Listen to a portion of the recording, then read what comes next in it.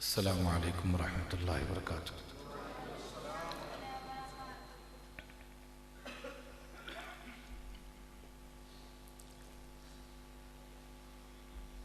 نحمده ونصلي ونسلم على رسوله الكريم، اما بعد فاعوذ باللہ من الشیطان الرجیم، بسم اللہ الرحمن الرحیم۔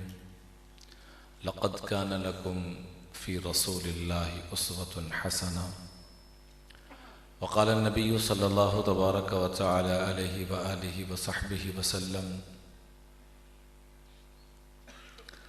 أنا سيد الأولين والآخرين ولا فخر لي، أنا سيد الأنبياء والمرسلين ولا فخر لي، لواء الحمد بيدي يوم القيامة ولا فخر لي، الفخر فقري، او كما قال صلی اللہ تبارک و تعالی علیہ وآلہ وصحبہ وسلم۔ میرے انتہائی قابل احترام علماء ذی وقار اور محترم بھائیوں، دوستوں، بزرگوں، رب سے دعا ہے کہ جس رب نے اپنی محبت میں، اپنے محبوب کی محبت میں یہاں جمع فرمایا، ہم سب کو بار بار حرمین شریفین میں بھی جمع فرمایا، اور جب وقت آخر آئے تو اللہ تعالی ہم سب کو جنت البقیع میں جگہ نصیب فرمائے، اور جنت میں بھی اپنے محبوب علیہ الصلاۃ والسلام کے قدموں میں جگہ نصیب فرمائے۔ آقا علیہ الصلاۃ والسلام کے صحابہ جو پوری امت کے امام ہیں، جن کے اتباع سے ہی انسان کو ایمان نصیب ہوتا ہے، فَإِنْ آمَنُوا بِمِثْلِ مَا آمَنْتُمْ بِهِ فَقَدِ اهْتَدَوْا۔ حقیقت میں وہ عاشق رسول تھے، دعا کیا کریں یا اللہ صحابہ جیسے عشق کا کوئی ذرہ نصیب فرما۔ اسی عشق میں آ کے کیا پوچھتے ہیں، اے اللہ کے محبوب، آپ جنت کے سب سے اونچے مقام پر ہوں گے، آت محمدن الوسیلہ، جنت کا سب سے ٹاپ کا مقام، ہم نیچے ہوں گے۔ کیا مزہ ایسی جنت کا جس میں آپ کا دیدار نصیب نہ ہو؟ تو آپ نے مسکراتے ہوئے فرمایا، اور صحابہ کہتے ہیں یہ جواب سن کر رب کعبہ کی قسم، ایمان لانے کے بعد قرآن اترتا دیکھا اتنی خوشی نہیں ہوئی، جبریل اترتے دیکھے اتنی خوشی نہیں ہوئی، ملائکہ اترتے دیکھے اتنی خوشی نہیں ہوئی، رب کی رحمتیں اترتی دیکھیں اتنی خوشی نہیں ہوئی جتنا یہ جواب سن کر خوشی ہوئی، اور یقیناً آپ حضرات کو بھی ہوگی۔ آپ نے فرمایا المرء مع من احب، جو بندہ جس سے دلی طور پر محبت کرے گا وہ جنت میں اسی کے ساتھ ہوگا۔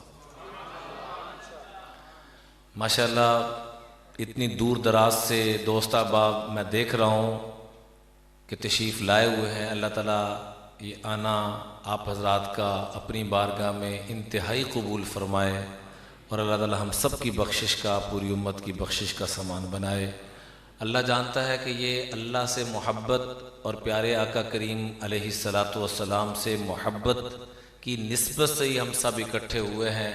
اللہ تعالیٰ اس کو قبول فرمائے۔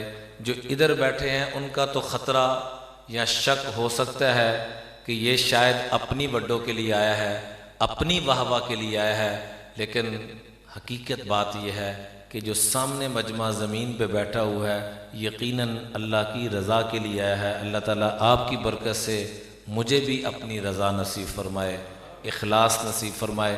امام بخاری رحمۃ اللہ علیہ سب سے پہلی حدیث لے کر آئے، انما الاعمال بالنیات، تمام اعمال کا دار و مدار نیتوں پر ہے۔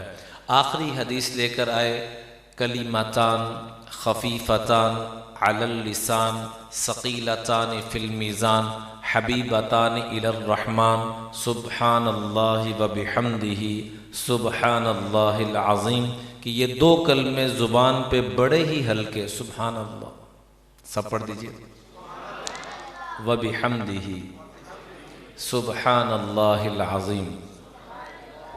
تو میں زبان پہ تو یہ بڑے ہلکے ہیں، لیکن کل قیامت میں جب اعمال تلیں گے تو یہ بڑے وزنی ہوں گے۔ ہمارے استاد محترم جن سے ہم نے بخاری شریف پڑھی، فرمان لگے کہ ان دونوں حدیثوں کی آپس میں مناسبت کیا ہے۔ مولانا جمشید صاحب رحمۃ اللہ علیہ فرمان لگے ان دونوں حدیثوں کی آپس میں مناسبت کیا ہے؟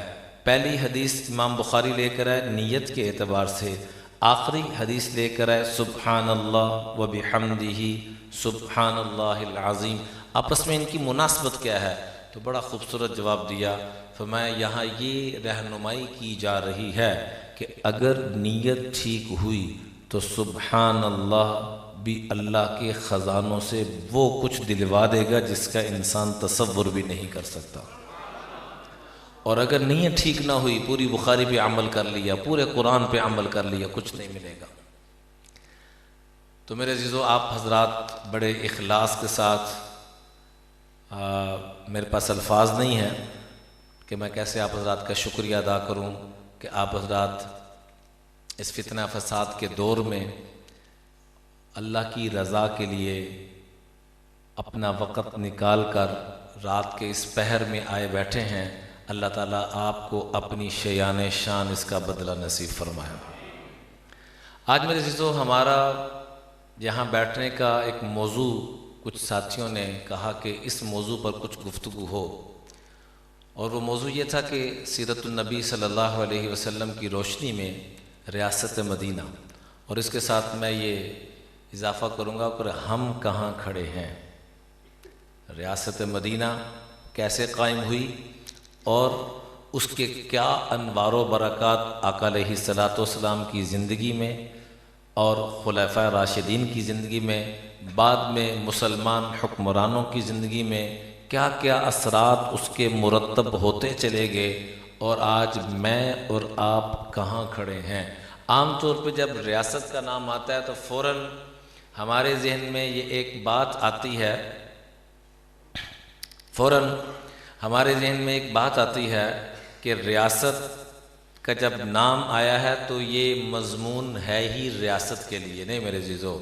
ریاست، ہر فرد ریاست ہے اور پوری ریاست ایک فرد ہے، ہر فرد پوری ریاست ہے اور پوری ریاست کو فکر کرنی ہے ایک فرد کی۔ یہ مطلب ہے کہ ایک ایک فرد بنتا چلا جائے گا تو ریاست بنتی چلی جائے گی۔ آقا کریم علیہ الصلوۃ والسلام نے ریاست مدینہ کی بنیاد کہاں سے ڈالی؟ مکہ مکرمہ سے، مکہ مکرمہ سے ڈالی۔ اکیلے تنہا اللہ کا پیغام لے کر آئے، 1 سے 2، 2 سے 4، 4 سے 8، 313 بدر تک ہوئے، اور ایسا مبارک مجموعہ ہوا کہ اللہ تعالیٰ نے 6-7 سالوں کے اندر وہ 325 کا مجمع وہ پہنچا دیا 1.25 لاکھ کے اوپر۔ لیکن اس کی بنیاد ایک ہے کہ ہم نے سننا ہے کہ ریاست مدینہ کیسے بنی، کیا ہوا۔ ایک یہ ہے کہ اس تصور سے اس مضمون کو لینا ہے کہ میں آج اپنی ذات سے ریاست مدینہ کا ایک فرد بننا چاہتا ہوں، تو میرے اندر کیا صفات ہوں تو میں ریاست مدینہ کا فرد بن سکتا ہوں۔ اس نظریے سے ہم نے اس بات اور اس مضمون کو سننا ہے، بولیے انشاءاللہ۔ تو سب سے پہلی بات، لقد کان لکم فی رسول اللہ اسوۃ حسنہ، اپنے اندر کو حسین کرنا ہے۔ جیسے خوبصورت کپڑے پہن کر باڈی خوبصورت لگتی ہے، خوبصورت گھڑی پہن کر، خوبصورت کپڑے پہن کر، خوبصورت گھر، خوبصورت گاڑی، خوبصورت فلاں، فرمایا اندر کو حسین بنانا ہے تو ایک ہی طریقہ ہے، چاہے وہ غریب ہے، امیر ہے، مرد ہے، عورت ہے، چھوٹا ہے، بڑا ہے، غریب ہے، امیر ہے، شہری ہے، دیہاتی ہے، جو اپنے اندر کو حسین کرنا چاہتا ہے تو وہ ایک ہی طریقہ ہے، ایک ہی سبیل ہے۔ لقد کان لکم فی رسول اللہ اسوۃ حسنہ، اپنے اندر کو حسین بنانے کے لیے حضور کی غلامی کو اختیار کرنا ہوگا۔ تو آج ہم نے کچھ ریاست مدینہ تو بعد میں قائم ہوگی، سب سے پہلے میں اس اہل ہو جاؤں کہ ریاست مدینہ کے قائم کرنے کے لیے جن سپاہیوں کی ضرورت ہے، اے اللہ میں آج کی اس بابرکت مجلس میں تجھ سے درخواست کرتا ہوں کہ وہ خوبیاں، وہ صفات مجھے بھی عطا فرما۔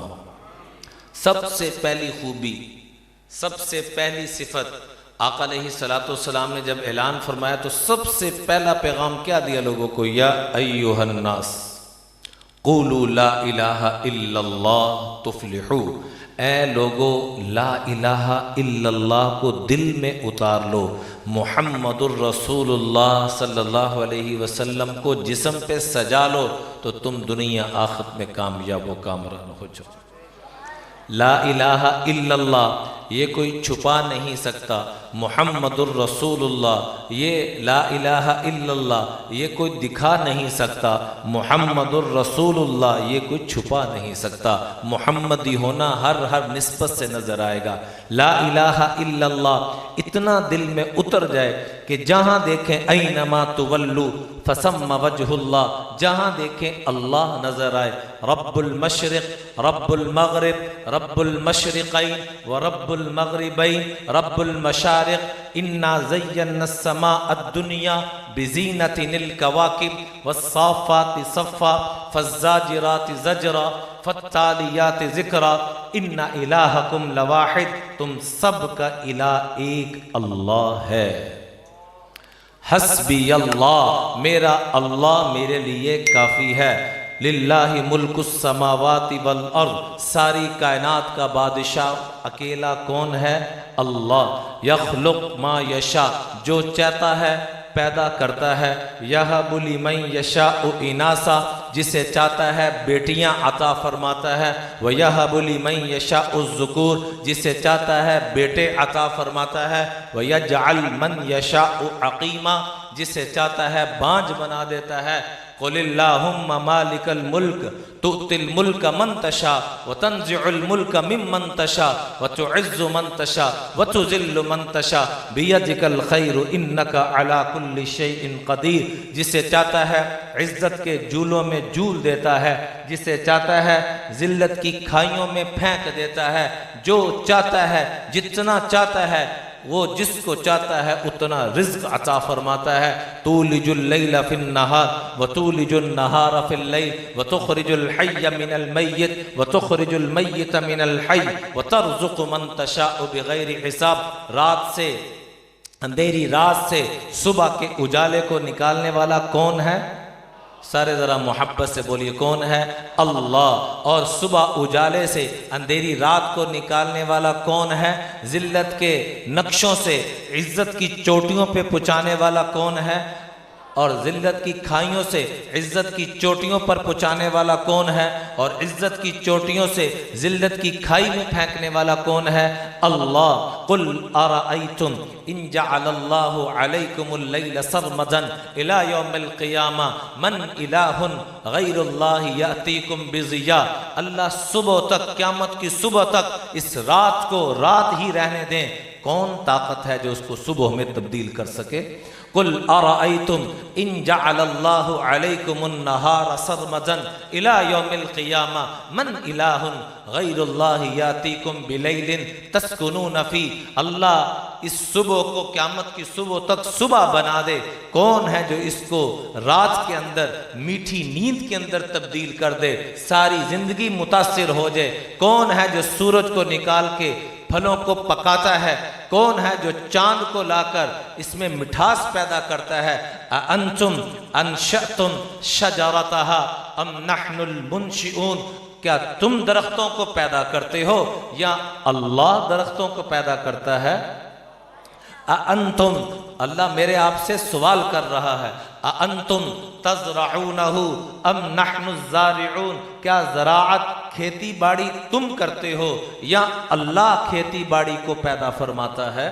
اَأَنْتُمْ أَنزَلْتُمُوهُ مِنَ الْمُزْنِ أَمْ نَحْنُ الْمُنزِلُونَ، یہ بارشوں کا پانی کا نظام کیا تم کرتے ہو یا اللہ کرتا ہے؟ قل ارأیتم ان اصبح ماؤکم غورا فمن یأتیکم بماء معین، اللہ پانی کو نیچے خشک کر دے، کون ہے جو تمہیں پینے کے لیے ایک گھونٹ بھی دے سکے؟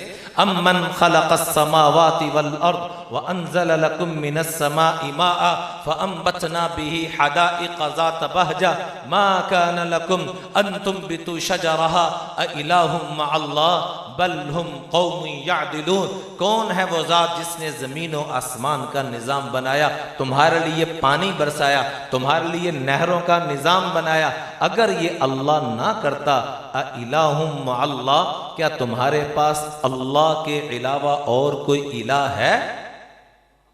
اِلٰہٌ مع اللہ، میرے علاوہ کوئی نہیں، بل ہم قوم یعدلون، پھر بھی میرے بندے عدل نہیں کرتے، پھر بھی مجھے نہیں پہچانتے۔ امن جعل الارض قرارا، اللہ کے علاوہ کون ہے وہ ذات جو زمین کو ٹھہرنے کی جگہ بنا دے، وجعل خلالہا انہارا، کون ہے جو خالی جگہ کو نہروں سے بھر دے، وجعل بین البحرین حاجزا، میٹھے اور نکھارے پانی کے درمیان آڑ پیدا کر دے، کون ہے؟ بولیے کون ہے؟ اللہ۔ اللہ کا نام محبت سے۔ حضرت ابراہیم علیہ السلام کے پاس فرشتہ ایک انسانی صورت میں آتا ہے اور آ کے کہتا ہے سبحان ذی الملک والملکوت، سبحان ذی العزت والعظمت والقدرت والکبریاء والجبروت، سبحان الملک الحی الذی لا ینام ولا یموت، سبوح قدوس ربنا ورب الملائکۃ والروح۔ حضرت ابراہیم علیہ السلام کی چہرے پہ خوشی کے عجیب آثار، آنکھوں میں پانی، مسکراتے ہوئے کہا ایک مرتبہ پھر میرے رب کی تسبیح بیان کر، پھر ایک مرتبہ کہہ اللہ، پھر ایک مرتبہ کہہ سبحان ذی الملک والملکوت، سبحان ذی العزت والعظمت والقدرت والکبریاء والجبروت، سبحان الملک الحی الذی لا ینام ولا یموت، سبوح قدوس ربنا ورب الملائکۃ والروح۔ کہ مجھے کیا دیں گے آپ اس کے بدلے میں؟ کہ آدھی بکریاں تیرے حوالے، اپنی آدھی جتنی میری جمع پونجی آدھی تیرے حوالے۔ انہوں نے پھر رب کی تسبیح بیان کی کہ ایک مرتبہ پھر کر، کہ اب کیا دیں گے؟ کہ بقیہ آدھی بھی جمع پونجی تیری، کہ ایک مرتبہ پھر، کہ اب کیا دیں گے؟ کہ ان بکریوں کے لیے، ان جانوروں کے لیے آپ کو غلام کی ضرورت ہے، ساری زندگی آپ کی غلامی کروں گا، میرے رب کا نام لے لیجیے، میرے رب کا نام لے لیجیے۔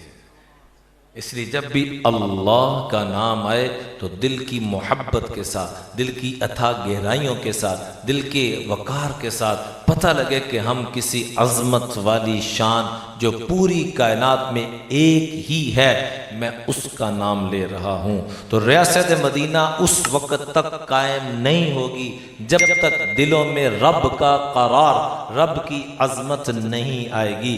جتنے بھی گناہ وجود میں آ رہے ہیں، معلومات کی کمی نہیں ہے، معلومات بہت ہو چکی ہیں، عمل کی کمی ہے۔ عمل کی کیوں کمی ہے؟ کہ چونکہ اس اللہ کی عظمت اور ان کے پیارے محبوب علیہ السلام کی عظمت دل میں نہیں اتری، اس لیے روزانہ اللہ کی عظمت کو بولنا ہے، اتنا بولنا ہے کہ میرا آپ کا دل سے گواہی دے دے کہ واقعی میری بگڑی بنانے والا کون ہے؟ حضرت ابراہیم علیہ السلام کو آگ میں ڈالا جا رہا ہے، دائیں بھی فرشتے بائیں بھی فرشتے، اور کیا کہہ رہے ہیں کہ جینا لنصرتکم، ہم آپ کی مدد کے لیے آئے ہیں۔ فرمایا اما، یہ آگ میں گولی کی رفتار سے جا رہے ہیں، اور فرشتے کیا کہہ رہے ہیں؟ جینا لنصرتکم، آپ کی مدد کے لیے آئے ہیں۔ فرمایا اما الیکم فلا، خود آئے ہو تو چلے جاؤ، واما الاللہ فبلا، اللہ نے بھیجا تو آ جاؤ، کب بھیجا تو نہیں، اجازت لے کے آئے۔ فرمایا لا حاجت الیکم، مجھے تمہاری کوئی حاجت نہیں۔ کیا کہا؟ حسبی اللہ، سارے بولیے کیا کہا؟ پھر بولیے کیا کہا؟ پھر بولیے کیا کہا؟ میرا اللہ میرے لیے کافی ہے۔ بولیے میرا، پھر بولیے میرا۔ فرمایا جھوٹی زبان سے بھی جو صبح و شام 7 مرتبہ یہ پڑھ لے، رب کائنات کی قسم رب وہ خزانے کھولیں گے اس کا تصور بھی نہیں کر سکتے۔ صبح و شام ضرور پڑھا کریں حسبی اللہ۔ کیا پڑھنا ہے؟ حسبی اللہ، میرا اللہ کافی ہے، حسبی اللہ، میرا اللہ کافی ہے، حسبی اللہ، میرا اللہ کافی ہے۔ اتنا کہنا ہے کہ یہ جھوٹا دل بھی اس کو مان لے۔ آج ہمارے جتنے بت بنے ہوئے ہیں، جیسے آقا علیہ الصلوۃ والسلام نے آ کے سارے بتوں کو توڑا، ہم نے بھی اپنے نقشوں کو توڑنا ہے۔ محنت سے مال نہیں آتا، محنت سے مال، بولیے، مال کس کے چاہنے سے آتا ہے؟ سارے بولیے، کس کے چاہنے سے آتا ہے؟ اللہ چاہے تو محنت کے ذریعے دے دے، اللہ چاہے تو محنت کے بغیر دے دے۔ اللہ کے ارادے کا نام وجود ہے، کن فیکون۔ اگلا بت کون سا بنا ہوا ہے؟ مال آ جائے گا تو چیزیں آ جائیں گی، مال سے چیزیں نہیں آتی۔ چیزیں کس کے چاہنے سے آتی ہیں؟ اللہ کا نام ذرا منہ بھر کے لیجئے، اللہ۔ چیزیں کس کے چاہنے سے آتی ہیں؟ اللہ چاہے تو مال کے ذریعے چیزیں، اللہ چاہے تو مال کے بغیر چیزیں۔ کلما دخل علیہا زکریا المحراب وجد عندہا رزقا، جب بھی حضرت زکریا حضرت مریم کے پاس جاتے، بے موسمی پھل، کون سا پیسہ، کون سی محنت، کوئی سبب نہیں ظاہری اعتبار سے، اور پیسے ہوں بھی تو ان دنوں میں آپ آم لا کے دکھا سکتے ہیں آم مارکیٹ میں؟ نہیں ہیں بھی تو وہ اس کی وہ تاثیر نہیں ہے جو آرٹیفیشل آ رہے ہیں، جو قدرتی موسم۔ حضرت مریم کے پاس بے موسمی پھل ہر وقت پڑا ہوتا تو پوچھتے کہاں سے آیا؟ تو جواب حضرت مریم کہہ دیتی، ہوا من عند اللہ، یہ رب کے خزانوں سے آیا ہے۔ تو محنت سے مال نہیں آئے گا، مال سے چیزیں نہیں آئیں گی، چیزوں سے مسئلے حل نہیں ہوں گے۔ میرے آپ کے مسئلوں کا حل صرف کس کے پاس ہے؟ اللہ کے پاس ہے۔ اللہ کی قسم، یہ ایک ایسا جملہ ہے جو سارے غموں سے انسان کو نجات دلا دیتا ہے۔ زمین لوہے کی، آسمان تانبے کا، رب پھر بھی رزق دینے پہ ایسے ہی قادر ہے جیسے اب قادر ہے۔ جیسے آج رب رزق دے رہا ہے تب بھی ویسے رزق دے گا، سب نظام بند ہو جائے رب تب بھی ویسے روزی دے گا جیسے دے رہا۔ اللہ تعالیٰ ایک شکوہ کرتے ہیں بڑی محبت کے ساتھ، عبدی خلقت السماوات السبع والاراضین السبع لم اعی بخلقہن، میں نے ساتوں زمین ساتوں آسمان بنائے، لم اعی بخلقہن، ان کے بنانے سے میں ذرا برابر بھی نہیں تھکا۔ اعیانی رغیف عیش اسوقہ بلا تاب، تجھے 2 وقت کی روٹی دے کے تھک جاؤں گا؟ کائنات بنا دی میں نہیں تھکا، تجھے 2 وقت کی روٹی دے کے تھک جاؤں گا؟ عبدی انی لک محب فبحقی علیک کلی محبہ، اے میرے بندے میں رب کائنات تجھ سے پیار کرتا ہوں۔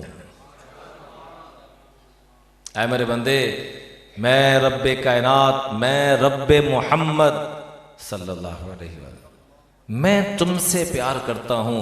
فبحقی علیک کلی محبہ، تمہیں اس محبت کا واسطہ دیتا ہوں کہ تو بھی تو مجھ سے پیار کر، تجھے اس محبت کا واسطہ دیتا ہوں کہ مجھ سے تو بھی تو پیار کر۔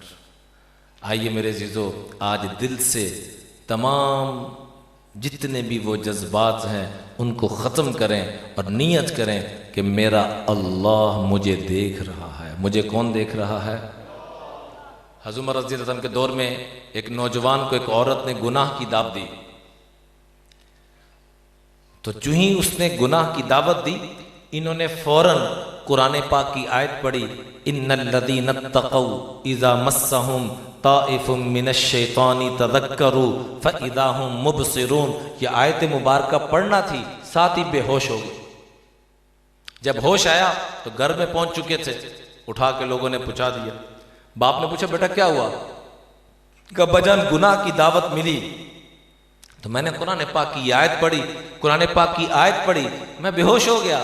ابا جی نے پوچھا بیٹا کون سی آیت پڑھی؟ پھر دوبارہ آیت پڑھ دی، ان الذین اتقوا اذا مسہم طائف من الشیطان تذکروا فاذا هم مبصرون۔ پھر بچہ دوبارہ بے ہوش ہو گیا، اور پھر نوجوان ایسا بے ہوش ہوا کہ اس کے بعد پھر ہوش نہ آیا، اللہ کے پاس پہنچ گیا۔ یہ تھا خوف خدا۔ زندگیوں کو جنت والا بنانا چاہتے ہیں؟ کون کون بنانا چاہتا ہے زندگیوں کو؟ ہاتھ جوڑ کے آپ کے پاؤں پکڑ کے منت کرتا ہوں، اپنی تنہائیوں کو ہم پاک کر لیں۔ اپنی تنہائیوں کو پاک کر لیں. کیمرے کی آنکھ دیکھ رہی ہے، کیا کر لے گی؟ پولیس دیکھ رہی ہے، فوج دیکھ رہی ہے، فلانا ادارہ دیکھ رہا ہے، ابو دیکھ رہے ہیں، استاد، سب کا ادب کرنا ہے. خاص طور پہ میرے عزیزو، یہ مذاق کی بات نہیں ہے. ہمارے پاکستان کو بنانے میں جو ادارے بھی استعمال ہوئے ہیں، ہمیں دل سے ان کا شکر ادا کرنا چاہیے. اللہ کی قسم، آپ دنیا گھوم کے دیکھیں تو صحیح، جتنی آزادی دین میں چلنے میں پاکستان میں ہے، پوری دنیا میں اتنی آزادی کہیں نہیں ہے. ہم تو ویسے ہی نہ شکرے بن گئے ہوئے ہیں. نہ شکری سے جو نعمتیں وہ چھن جاتی ہیں. پوچھے جا کے روس کی ریاستوں میں جہاں باہر شراب کی بوتلیں اور پیچھے بچے کو قرآن کے حفظ کی تعلیم دی جا رہی ہے، قرآن کھول کے نہیں دکھا سکتے. پوچھی جا کے ان ملکوں میں جہاں اذان پر پابندی، یہاں ہم بیٹھ کے بات چیت کر رہے ہیں، دین کے پروگرام کر رہے ہیں. پورے سعودیہ میں چند ہزار حافظ قرآن سالانہ بنیاد پہ بنتے ہیں، اور پاکستان میں 1.5-2 لاکھ ہر سال حافظ قرآن بن رہا. اللہ کا شکر ادا کریں، بس دعا کریں اللہ خالی حافظ قرآن نہ بنے، عامل قرآن بھی بنے، ترجمہ تفسیر بھی پڑھیں. اور خالی ترجمہ تفسیر پڑھنا نہیں ہے، گر نہ ہو تیرے ضمیر پہ نزول کتاب، گرا کشا ہے نہ راضی نہ صاحب کشاف. علامہ صاحب فرماتے ہیں بڑے بڑوں کی زندگیاں بدل دی ایک شعر نے. گر نہ ہو تیرے ضمیر پہ نزول کتاب، اگر تیرے ضمیر پہ کتاب کا نزول نہیں ہو رہا، اس کے اثرات مرتب نہیں ہو رہے، اس سے وہ نورانیت نہیں لے رہے ہو، تو پھر چاہے امام رازی کی تفسیر کبیر پڑھ لو، چاہے کشاف پڑھ لو، کوئی فائدہ نہیں پھر یہ پڑھنے کا. دلوں کے زنگ کو صاف کر کے پڑھنا ہے. تو بھائی جو دنیا میں رہتے ہوئے جنت کے مزے لینا چاہتے ہیں نا، صرف ایک کام کی آج بسم اللہ ہم کریں کہ ہم اپنی تنہائیوں کو پاک کر لیں. سنی جو واقعہ میں عرض کر رہا تھا، حضرت عمر رضی اللہ تعالیٰ عنہ والا، نوجوان بے ہوش ہو گیا، دوبارہ باپ کے سامنے آیت پڑھی تو پھر دوبارہ بے ہوش ہو گیا، اور پھر ایسا بے ہوش ہوا کہ پھر ہوش نہ آیا، اللہ کے پاس پہنچ گیا. ان کو دفنایا گیا. بعد میں سیدنا عمر فاروق رضی اللہ عنہ کو جب اس کی اطلاع دی گئی، آئے فرمانے لگے کہ مجھے اس کے جنازے کی پہلے کیوں نے اطلاع دی، ایسے اللہ کے نیک بندے کے جنازے میں بھی شریک ہوتا، ایسے اللہ کے نیک بندے کے جنازے میں بھی شریک ہوتا. فرمایا رات کا اندھیرا تھا، آپ کو تکلیف نہ دی، دور تھا معاملہ. کہا مجھے صبح ہوئی تو فرمایا مجھے لے کے چلو ایسے نیک بندے کے جنازے پہ. وہاں جا کے سورۃ الرحمن کی آیت مبارکہ پڑھی، وَلِمَنْ خَافَ مَقَامَ رَبِّهِ جَنَّتَانِ ذَوَاتَا أَفْنَانٍ فَبِأَيِّ آلَاءِ رَبِّكُمَا تُكَذِّبَانِ. اے خوش قسمت انسان جو رب سے حقیقت میں ڈرتا ہے، اپنی تنہائیوں کو پاک کرتا ہے، گناہ کی قدرت کے باوجود گناہ نہیں کرتا، دیکھ سکتا ہے کوئی روکنے والا نہیں، سن سکتا ہے کوئی روکنے والا نہیں، سوچ سکتا ہے کوئی روکنے والا نہیں، کر سکتا ہے کوئی روکنے والا نہیں. لیکن جو وَلِمَنْ خَافَ مَقَامَ رَبِّهِ جَنَّتَانِ، جو رب کے خوف میں، رب کی محبت میں، رب کے شوق میں گناہوں کو چھوڑ دیتا ہے، تو میں اس کے لیے دوہری جنت ہے. تو غیب سے آواز آئی ہے عمر، رب نے اس کو دوہری جنت عطا فرما دی ہے.